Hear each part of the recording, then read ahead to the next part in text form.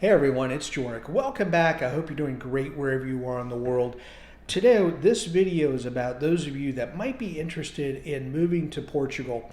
And hopefully you have an idea when you're watching this video that you can do it in the coming year, meaning in the next 12 months from watching this, you can go from watching to living in a great place. We spent 5 years in Portugal. We were still a part of the workforce. Everyone around us, for the most part, the expats that moved there were retired. They were on something called a D7 visa. Pretty easy to obtain, not the type of hurdles and bureaucracy and baloney that golden visas and some other things that were available at the time that were put in place were supposed to fast track residency or citizenship, and they didn't. But the good old D7 is the best way to do it. And I got to tell you, the feedback when we now live back in the United States, people are asking, why'd you move back? Well, we did it for work. Otherwise, we wouldn't necessarily have moved back. Portugal has a lot to offer to people for many different reasons. And first of all is the overall affordability. If you want to live in Europe, you want a European lifestyle, Portugal offers that at a discount compared to many other countries. When I say that, food, the general cost of living is pretty economical. I will say the one caveat or the gotcha is real estate, rental property or buying property in and around Lisbon, the capital, is not. It's very expensive at this time, and people have waited for years for the bubble to burst, and the bubble hasn't burst yet. So I'm not sure. We moved there in 2019, and that was as more people were looking to go, and everyone was talking about this bubble, the real estate. So we paid a premium for our apartment, but we sold it last year, and that was 2024, and people were thinking, by now the bubble's going to burst. Nope, didn't. So we made out well on our apartment sale. But outside of that, Porto, you have a city to the north with a great culture, and it's a very walkable city, so much is within the city center, great art, humanities, really good food. Lisbon, the capital, Lisbon is very walkable as well. So again, the art and humanities, the culture that Portugal brings is second to none. Put it up there to any other country. Lots to be able to see, lots of history. Going south towards the Algarve, which is basically, if you take the full southern belt of Portugal, that's beaches, whether you want rocky beaches in the west or you want sandy beaches in the east. Beautiful place to be able to visit.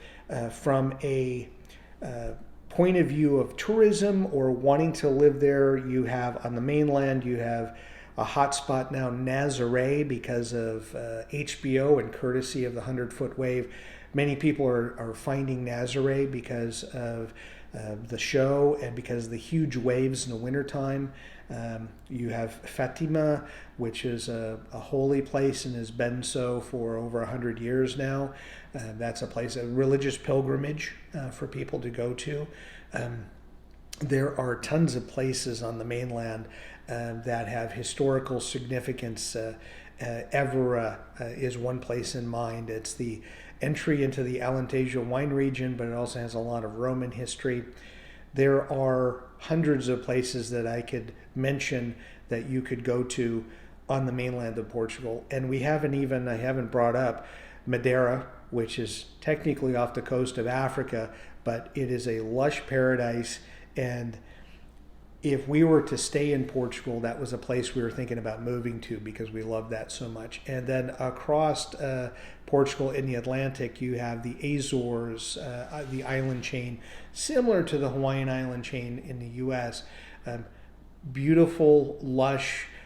Some of them have a few more residents than others. So if you want to disconnect from the world and be on an island where there's not many people, you can do that. If you want to be close to more amenities or close to the airport to get back to the mainland, you have that as well on some of the islands.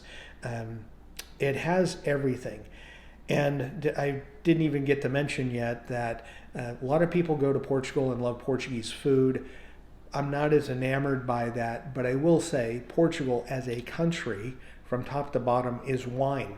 Every region of Portugal has its own distinct wine region, and some are more popular than others with Portuguese. Some are more popular than others with tourists and people that live there. But gaining residency, the D7, depending on where you start, you have to start in your home country at a Portuguese embassy. If you're in the United States, you're using, there's a third party called VFS Global, but in a couple of scenarios, depending on where you live in the US, you're going to go through an actual embassy to be able to start the process. Once that process gets started, whether it takes a few weeks or several months to get through, then you get to Portugal. And they have a system there. It used to be called CEF. It's now called AIMA. And this is their immigration system that you will have an appointment to be able to get set up with your residency once you get into Portugal.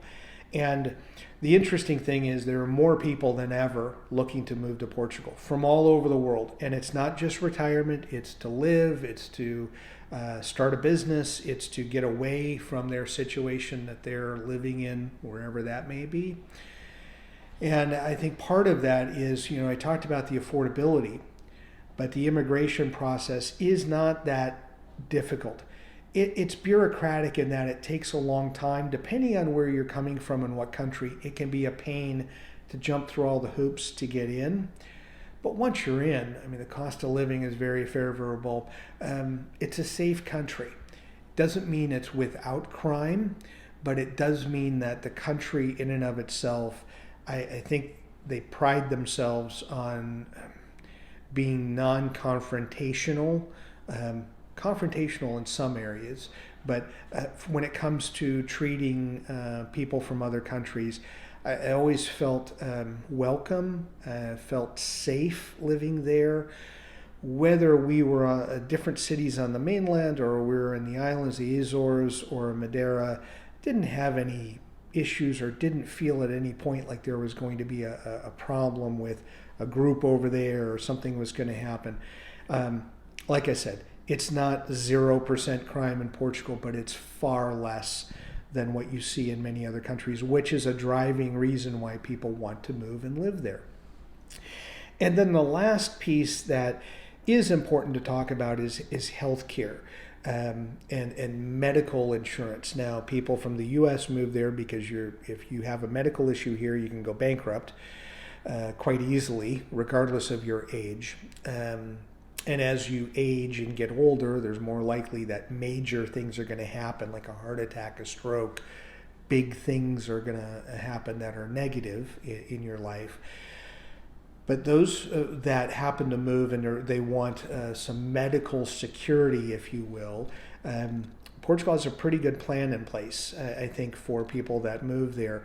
And whether it be through the government, the insurance that you are offered and you can get registered with, or you have the option too, and part of most of the visas, you have to buy private insurance, at least at the start.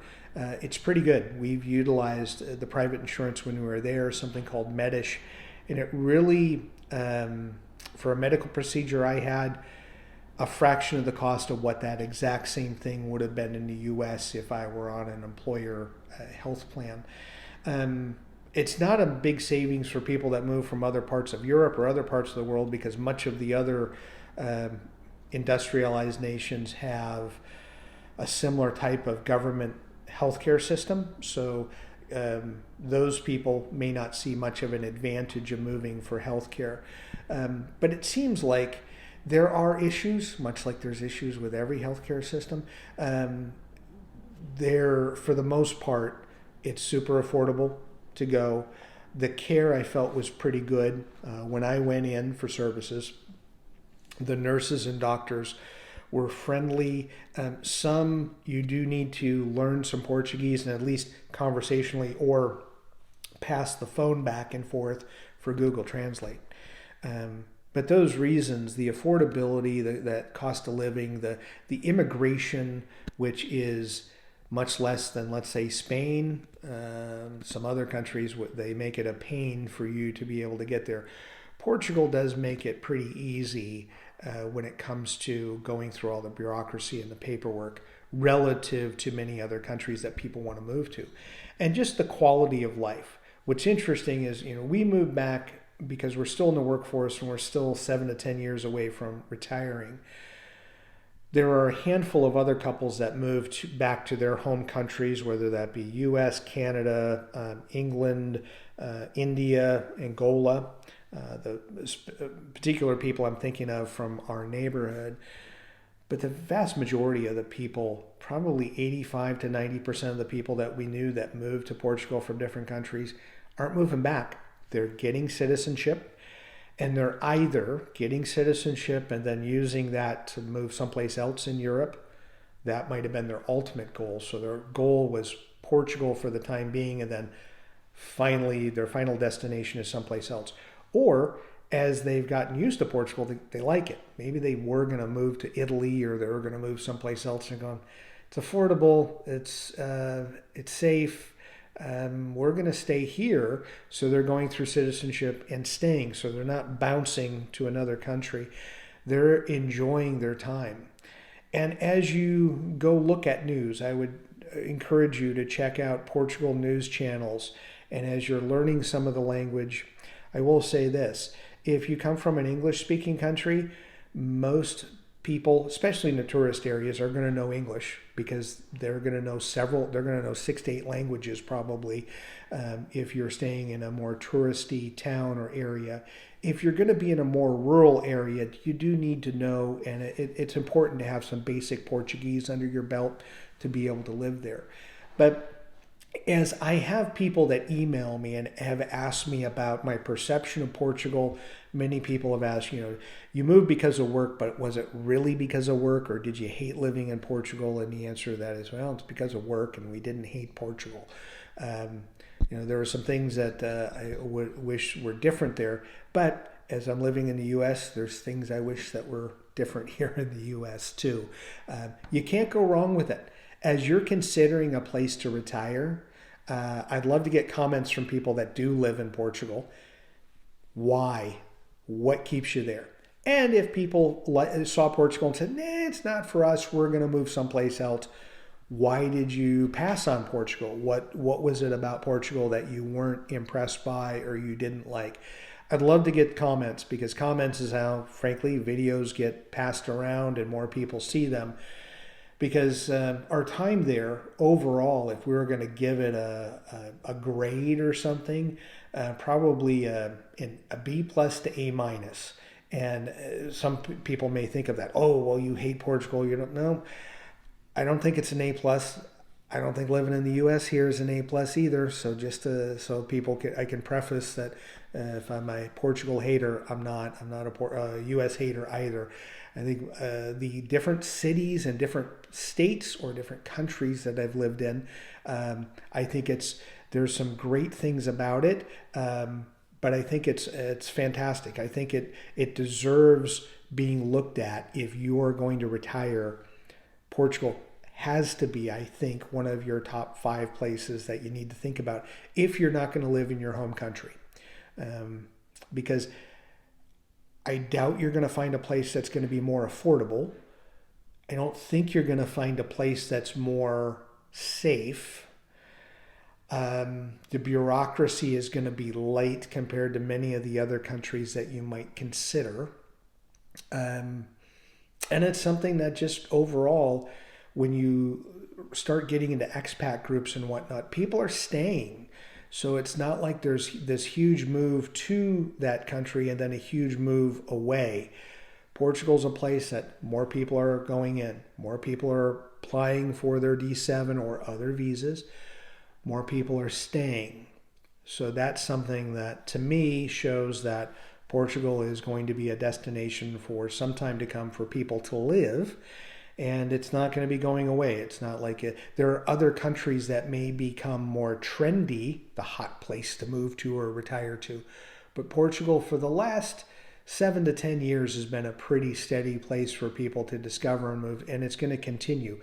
People have been moving there since after World War II, but it's really been, I think, more the 90s and 2000s that more people bought a vacation home or a place that, okay, when we retire, we're going to move to. And then post early 2012, 2015, their financial crisis made real estate very, very, very affordable.